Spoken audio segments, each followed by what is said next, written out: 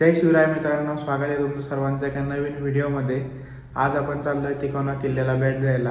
तर तिकोना किल्ला हा पुण्यापासून 50 ते 60 किलोमीटर अंतरावर आहे. सकाळचे 7 वाजता आहेत. जवळ असल्यामुळं म्हणलं थोडंसं लेटच जाऊ, कारण थंडी पण खूप आहे. सो मी इथून आता सध्या एकटा चाललो आहे. पुढं मला केदार जॉईन होणार आहे. सो निघूयात आता पुढं. तर मित्रांनो, आत्ता मी हडशीच्या एकदम पुढं आलो आहे आणि समोर जर पाहिलं तो दिसतो आपल्याला तिकोना किल्ला. तिथून हार्डली एक 10 ते 15 किलोमीटर राहिला असेल. आणि मस्त इकडून सनराईज झालं आहे. थंडी खूप आहे, त्यामुळं मी तरी रेकॉर्डच नाही केलं, कारण ग्लोव्स पण काढले होते, पण खूप थंडी लागली.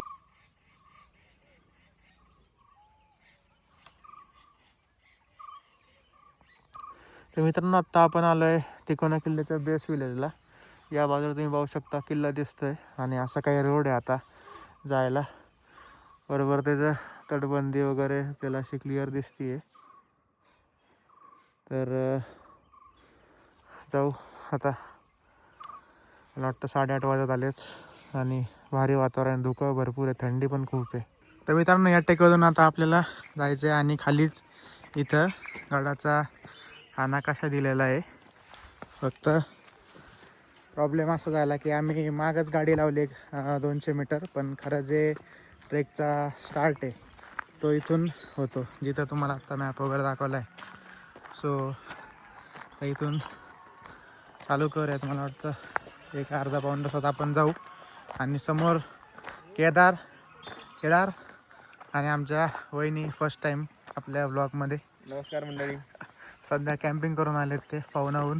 जाऊयात आता, बघू किती वेळ लागतोय.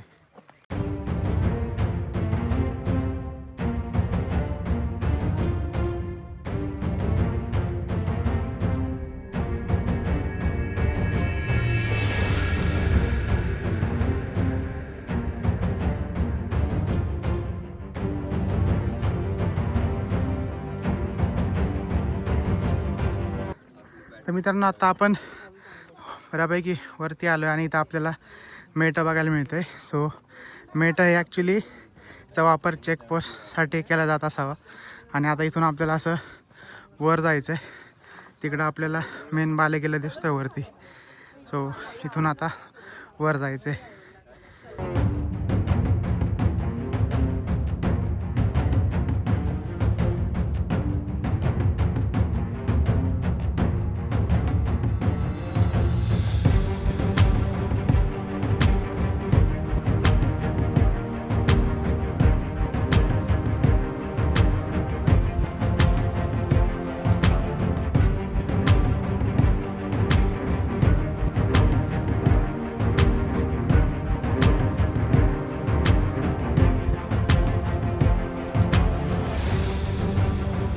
मित्रांनो, आता आपण गडाच्या पहिल्या दरवाजापर्यंत आलो आहे.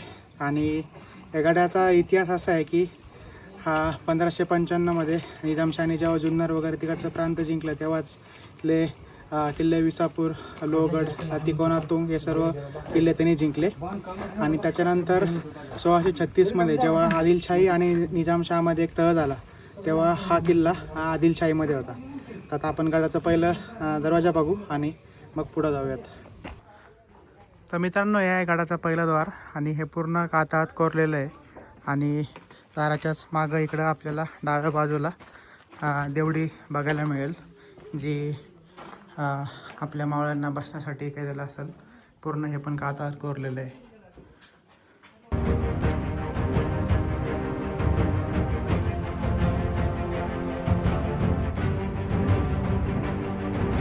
तर मित्रांनो, आहे गडाचा दुसरा दरवाजा, ज्याला वेताळ दरवाजा असं म्हणलेलं आहे. आणि दरवाजाच दोन्ही बाजूला इकडं आपण काही अवशेष पाहू शकतो. मे बी हे आपल्या मावळ्यांना बसण्यासाठी इथं सोय असावी. आणि गडावरती बरंचसं असं संवर्धनाचं काम चालू आहे. तो आपल्याला या बाजूला जायचं आहे वरती, तर जाऊयात आता. तर मित्रांनो, या ठिकाणी काही आपल्याला अवशेष बघायला मिळतात. आणि इकडून आता आपल्याला साईडने जायचं आहे.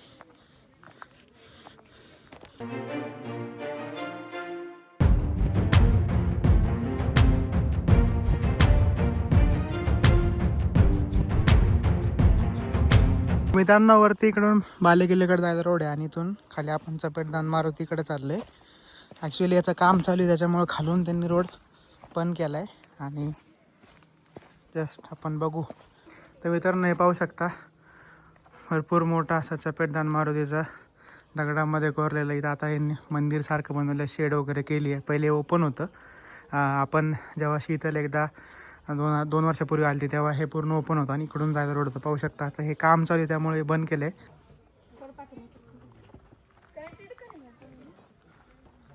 मित्रांनो आत्ता आपण आलो आहे त्याचे माता मंदिरची इथं त्या बाजूने वरतून जाण्यासाठी हे आणि इथं आपल्याला मोठं असं पाण्याचं टाकं बघायला मिळतं आहे.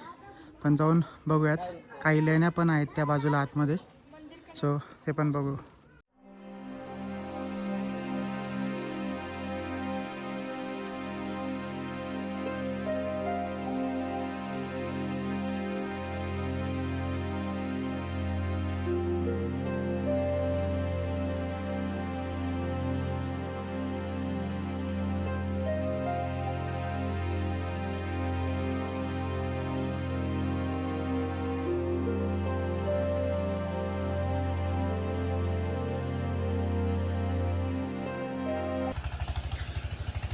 तर मित्रांनो देवीच्याच इकडं उजव्या बाजूला आपल्याला महादरवाजाकडे जायला वाट मिळते. आपण बघूयात. मित्रांनो आता आपण चाललो आहे महाद्वाराकडे, जिथं खूप कमी जणं येतात. डायरेक्ट सगळे बालेकिल्ल्याला जातात. तर आपण महाद्वार बघूयात आणि भरपूर खाली आहे. म्हणजे जर तुम्ही पाहिलं आहे असं तर पूर्ण सध्या गचपण झालं आहे. पावसाळ्यात अजून थोडं रिस्की राहील कारण गवत चांगलंच हाईटला कमरेच्या वरती असेल. सो आता आपण महाद्वार पाहू आणि परत ह्याच रोडने वरती आपल्याला बालेकिल्ल्याकडे जायचं आहे.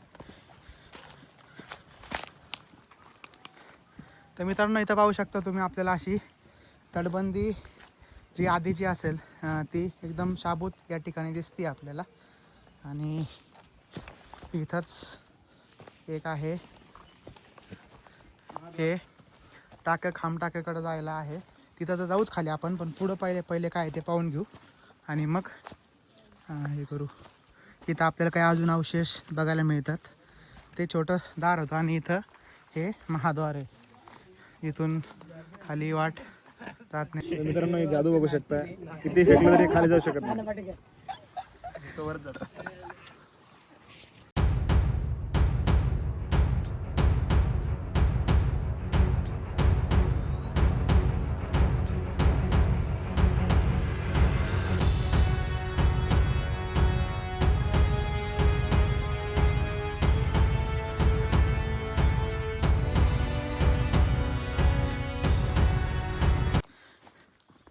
तर मित्रांनो महाद्वारच्याच बाजूला हे अजून एक दार आहे जे त्याच्यात पण यूज होत नाही, पण इथं आपल्याला टाके व खांब टाके बघायला मिळतात. आपण ते पाहायला जाऊ. पावसाळ्यात मी तर म्हणन इकडं मोस्टली येऊ नका कारण पूर्ण इथून हे शेवळलेलं किंवा रिस्की असेल. आत्ता पण जर तुम्ही पाहिलं खालची वाट तर पूर्ण सगळं गवत वगैरे आलेलं आहे. सो काळजीपूर्वक या तुम्ही. आत्ता जरी आले तरी हां या ना, आहे ना. अरे ये तू, हळूहळू ये फक्त.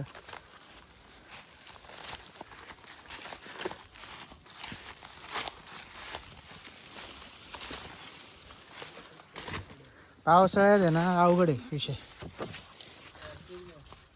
ओके एकच. तर मित्रांनो या ठिकाणी पाहू शकता इथं असं हे टाके आणि पुढं पण आहे, पण जायला थोडंसं असं तिकडून जावं लागेल आणि तिथं पूर्ण गवत आहे. त्याच्यामुळं या पुढं त्या साईडला जात नाही, इथूनच परत मागं जाईल. हे एक टाके आणि पुढं असे भरपूर टाके असतील. तर जाऊ आता मागं.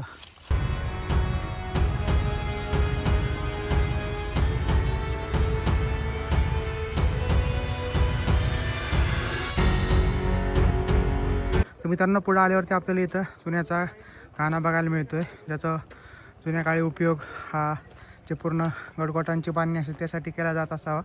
आणि त्याच्यानंतर याच्यात गूळ, माती वगैरे हे सगळं मिक्स करून ह्याचा पूर्ण यूज जे आपले गडकिल्ले आहेत ते बांधण्यासाठी केला जात होता.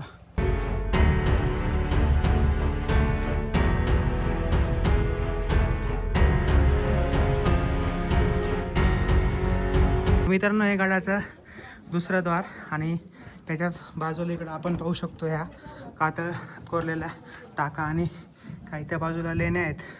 आणि हे काय असं दुसरं द्वार आहे. भरपूर गर्दी आहे आज, रोप वगैरे पण लावला आहे, सो सेफ्टी आहे. आणि इथून तर डायरेक्ट 80 डिग्रीज 85 डिग्रीजमध्ये स्ट्रेटवर अशा पायऱ्या आहेत. आणि या साईडला आहे बुरुज, आपण पाहू शकतो अजूनही शाबूत आहे. इकडून पण जायला काही पायऱ्या आहेत आणि असं काही बुरुज आणि असं काही दिसणार आहे इथून व्ह्यू.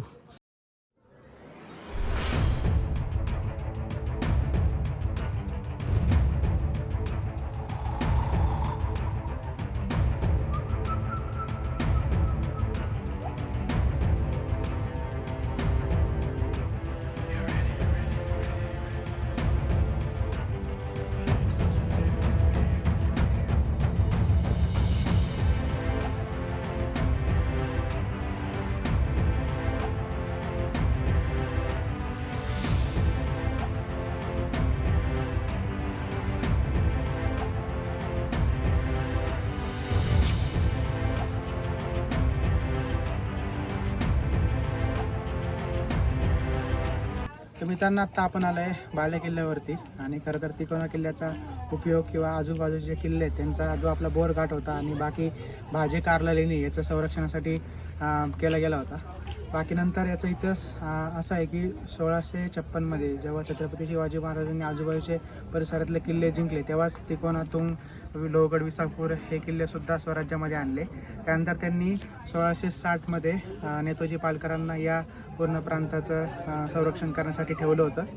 त्यानंतर जो आपला ऐतिहासिक पुरंदरचा तह झाला ज्याच्यामध्ये शिवाजी महाराजांना 23 किल्ले हे मुघलांना द्यावे लागले होते, त्यामध्ये तिकोना किल्ल्याचा पण एक समावेश होता.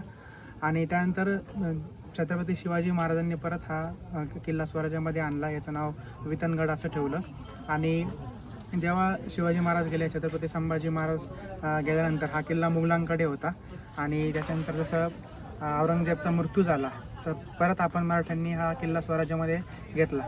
पण त्याच्यानंतर बाकी जसे किल्ले 1818मध्ये ब्रिटिशांकडे गेले तसंच हा किल्लासुद्धा ब्रिटिशांच्या हातामध्ये गेला. असा पूर्ण तिकोना किल्ल्याचा हा इतिहास आहे. आता आपण वरती अजून बाले किल्ल्याकडे जाऊ. तर मित्रांनो, आत्ता आपण आलो आहे एकदम मंदिराच्या वरती बाले किल्ल्याकडे. आणि इथं आहे आपलं महादेवांचं मंदिर. इथं काय आपल्याला नंदी दिसत आहेत आपल्याला अवस्थेत. आणि बाकी इकडं खाली टाके वगैरे आहेत ते तुम्हाला दाखवतो. आणि वरती आहे इथं महादेवाचं मंदिर.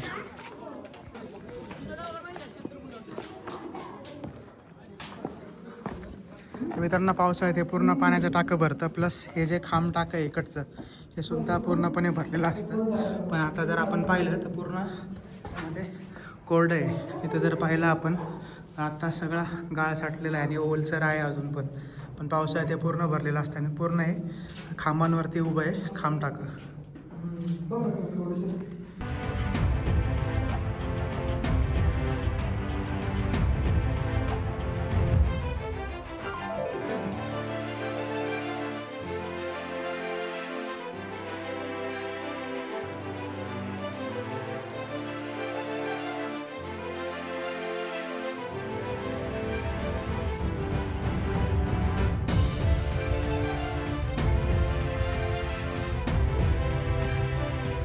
तर मित्रांनो, समोर जे दिसतं आहे ते आहे पूर्ण पवना धरण. त्याचं पूर्ण पाणी जलाशय एकदम खूप मोठं. आता खूप धुकं आहे त्याच्यामुळे दिसत नाही व्यवस्थित. नाही तिथून बरेचसे आपल्याला एक 8-9 किल्ले दिसतात. आणि या बाजूला इकडं आहे हा एक बुरुज आणि भगवा. तर मित्रांनो, त्या बुरुजाच्या पुढं आल्यावरती या साईडला आपल्याला अजून एक बुरुज बघायला मिळतो आहे. आणि हा मला मोठा असा एक तलाव आहे ज्याच्यामध्ये अजूनही पाणी हा पावसाळ्यात भरपूर वरपर्यंत भरत असेल. जे पांढरं दिसतंय ना त्या लेवलपर्यंत भरत असेल. आणि असा भरपूर मोठा हा तलाव आहे. तर मित्रांनो, आपण पाहू शकता इथे आपण आहोत आता बुरुज पॉईंटला. तो एक कोन झाला, तिथे एक कोन झाला आणि एक त्या साईडला एक झाला. त्यामुळे या बाजूला त्यामुळे या गड्याचं नाव 3 कोन तिकोना असं पडलं. अच्छा, धन्यवाद केदार माहितीबद्दल. धन्यवाद.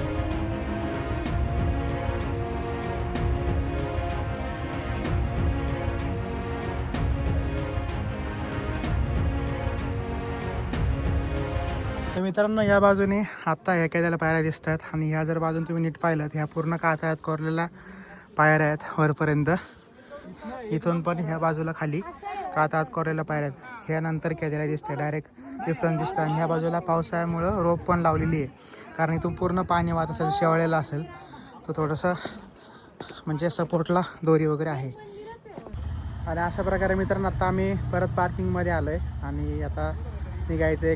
3 तास लागले आम्हाला टोटल ट्रेक करायला गड फिरायला आणि आता परत कुठेतरी जेवण करू आणि निघू. तर नक्कीच सांगा हा व्हिडिओ तुम्हाला कसा वाटला. जर तुम्ही चॅनलवर नवीन असेल चॅनल सबस्क्राईब करा जेणेकरून येणाऱ्या व्हिडिओचे अपडेट तुम्हाला भेटत राहतील. तर भेटूयात पुढच्या व्हिडिओमध्ये.